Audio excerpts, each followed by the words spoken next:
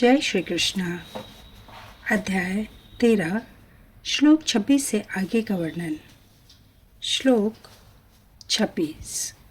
अनुवाद। ऐसे भी लोग हैं जो यद्यपि आध्यात्मिक ज्ञान से अवगत नहीं होते पर अन्यों से परम पुरुष के विषय में सुनकर उनकी पूजा करने लगते हैं। ये लोग भी प्रामाणिक पुरुषों से श्रवण करने की मनोवृत्ति के कारण जन्म तथा मृत्यु के पथ को पार कर जाते हैं। तात्पर्य: यह श्लोक आधुनिक समाज पर विशेष रूप से लागू होता है क्योंकि आधुनिक समाज में आध्यात्मिक विषयों की शिक्षा नहीं दी जाती। कुछ लोग नास्तिक प्रतीत होते हैं तो कुछ अजैयवादी तथा दार्शनिक, लेकिन वास्तव में इन्हें दर्शन का कोई ज्ञान नहीं होता। जहाँ तक सामान्य व्यक्ति की बात है, यदि वह पुण्य आत्मा है तो श्रवण द्वारा प्रगति कर सकता है। यह श्रवण विधि अत्यंत महत्वपूर्ण है। आधुनिक जगत में कृष्ण भावनामृत का उपदेश करने वाले भगवान चैतन्य ने श्रवण पर अत्यधिक बल दिया था, क्योंकि यदि सामान्य व्यक्ति प्रामाणिक स्रोतों से केवल श्रवण करे तो वह प्रगति कर सकता है।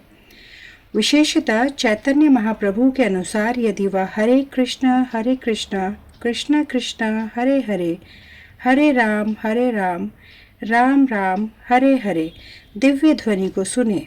इसलिए कहा गया है कि सभी व्यक्तियों को सिद्ध पुरुषों से श्रवण करने का लाभ उठाना चाहिए और इस तरह क्रम से प्रत्येक वस्तु समझने में समर्थ बनना चाहिए। तब निश्चित रूप से परमेश्वर की पूजा हो सकेगी। भगवान चैतन्य महाप्रभु ने कहा है कि इस युग में मनुष्य को अपना पद बदलने की आवश्यकता नहीं है, अपितु उसे चाहिए कि वह मनोधार्मिक तर्क द्वारा परम सत्य को समझने के प्रयास को त्याग दे। उसे उन व्यक्तियों का दास बनना चाहिए जिन्हें परमेश्वर का ज्ञान है। यदि कोई इतना भाग्यशाली हुआ कि उसे शुद्ध भक्ति की शरण मिल सके और वह उससे आत्म साक्षात्कार के विषय में श्रवण करके उसके पद चिन्हों पर चल सके, तो उसे क्रमशः शुद्ध भक्त का पद प्राप्त हो जाता है। इस श्लोक में श्रवण विधि पर विशेष रूप से बल दिया गया है और यह सर्वथा उपयुक्त है। यद्यपि सामान्य व्यक्ति तथा कथित दार्शनिकों की भांति प्राय समर्थ नहीं होता, लेकिन प्रामाणिक व्यक्ति से श्रद्धा पूर्वक श्रवण करने से इस भवसागर को पार करके भगवत धाम वापस जाने में उसे सहायता मिलेगी। श्लोक 27। अनुवाद। हे भरतवंशियों में श्रेष्ठ, यह जान लो कि चर तथा अचर जो भी तुम्हें अस्तित्व दिख रहा है वह कर्म क्षेत्र तथा क्षेत्र के ज्ञाता का संयोग मात्र है। तात्पर्य: इस श्लोक में ब्रह्मांड की सृष्टि के भी पूर्व से अस्तित्व में रहने वाली प्रकृति तथा जीव दोनों की व्याख्या की गई है। जो कुछ भी उत्पन्न किया जाता है वह जीव तथा प्रकृति का संयोग मात्र होता है। वृक्ष, पर्वत आदि ऐसी अनेक अभिव्यक्तियां हैं जो गतिशील नहीं हैं। इनके साथ ही ऐसी अनेक वस्तुएं हैं जो गतिशील हैं और ये सब भौतिक प्रकृति तथा परा प्रकृति अर्थात जीव के संयोग मात्र हैं। परा प्रकृति जीव के स्पर्श के बिना कुछ भी उत्पन्न नहीं हो सकता। भौतिक प्रकृति तथा आध्यात्मिक प्रकृति का संबंध निरंतर चल रहा है और यह संयोग परमेश्वर द्वारा संपन्न कराया जाता है। अतएव वे ही परा तथा अपरा प्रकृतियों के नियामक हैं। अपरा प्रकृति उनके द्वारा श्रेष्ठ है और परा प्रकृति उस अपरा प्रकृति में रखी जाती है। इस प्रकार सारे कार्य तथा अभिव्यक्तियां घटित होती हैं। श्लोक 28। अनुवाद। जो परमात्मा को समस्त शरीरों में आत्मा के साथ देखता है और जो यह समझता है कि इस नश्वर शरीर के भीतर न तो आत्मा न ही परमात्मा कभी भी विनष्ट होता है, वही वास्तव में देखता है। तात्पर्य: जो व्यक्ति सत्संगति से तीन वस्तुओं को शरीर, शरीर का स्वामी या आत्मा तथा आत्मा के मित्र को एक साथ संयुक्त देखता है, वही सच्चा ज्ञानी है।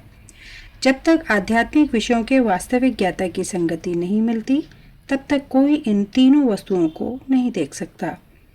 जिन लोगों की ऐसी संगति नहीं होती वे अज्ञानी हैं।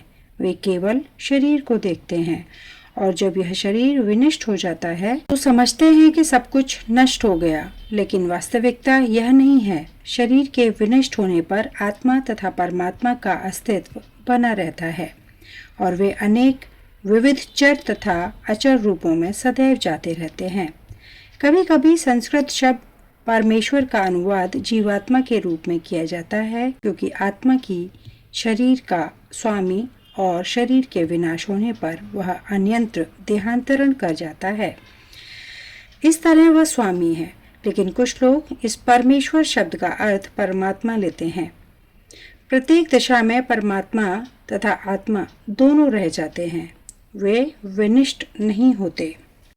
जो इस प्रकार देख सकता है वही वास्तव में देख सकता है कि क्या घटित हो रहा है। श्लोक 29। अनुवाद।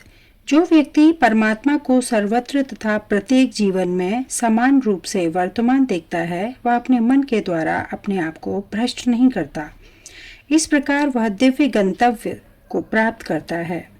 तात्पर्य: जीव अपना भौतिक अस्तित्व स्वीकार करने के कारण अपने आध्यात्मिक अस्तित्व से पृथक स्थित हो गया है, किंतु यदि वह यह समझता है कि परमेश्वर अपने परमात्मा स्वरूप में सर्वत्र स्थित है, अर्थात यदि वह भगवान की उपस्थिति प्रत्येक वस्तु में देखता है, तो वह विघटनकारी मानसिकता से अपने आप को नीचे नहीं गिराता और इसलिए वह क्रमशः वैकुंठ लोक की ओर बढ़ता जाता है।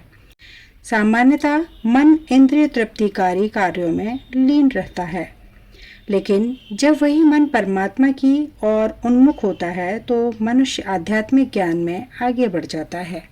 श्लोक 30। अनुवाद। जो यह देखता है कि सारे कार्य शरीर द्वारा संपन्न किए जाते हैं, जिसकी उत्पत्ति प्रकृति से हुई है, और जो देखता है कि आत्मा कुछ भी नहीं करता, वही यथार्थ में देखता है। तात्पर्य: यह शरीर परमात्मा के निर्देशानुसार प्रकृति द्वारा बनाया गया है और मनुष्य के शरीर के जितने भी कार्य संपन्न होते हैं वे उसके द्वारा नहीं किए जाते।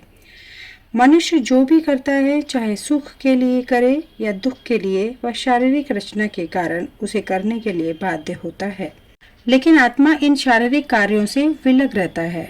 यह शरीर मनुष्य को पूर्व इच्छाओं के अनुसार प्राप्त होता है। इच्छाओं की पूर्ति के लिए शरीर मिलता है, जिससे वह इच्छा अनुसार कार्य करता है। इस तरह से शरीर एक यंत्र है जिसे परमेश्वर ने इच्छाओं की पूर्ति के लिए निर्मित किया है। इच्छाओं के कारण ही मनुष्य दुख भोगता है या सुख पाता है। जब जीव में यह दिव्य दृष्टि उत्पन्न हो जाती है तो वह शारीरिक कार्यों से पृथक हो जाता है। जिसमें ऐसी दृष्टि आ जाती है वही वास्तविक दृष्टा है। श्लोक 31 से आगे का वर्णन अगले वीडियो में। धन्यवाद। जय श्री कृष्ण।